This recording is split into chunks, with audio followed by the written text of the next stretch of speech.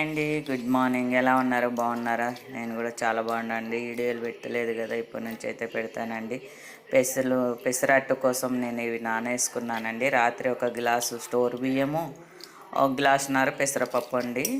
గుండ్లతోనే నానబెట్టుకున్నా నేను, పెసల బ్యాళ్ళు కాదు.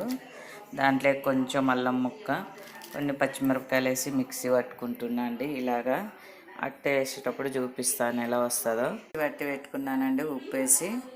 ఉప్పు కలిపి పెట్టుకున్న, ఒక గంట నానితే సరిపోతుంది. ఇక్కడైతే చింతపండు నానబెట్టుకున్న, చట్నీలోకి పల్లీ చట్నీ అండి, పెసరట్టులోకి చట్నీ చేసుకున్నానండి. దోశ అయితే ఇదిగోండి, ఉల్లిగడ్డ వేసి కొంచెం అయితే ఎల్లిపాయ కారం వేస్తున్నానండి. బాగుంటుంది చూడండి. ఇప్పుడే కదండి, ఒక గంట అదో ఎంత బాగా లేస్తాయో.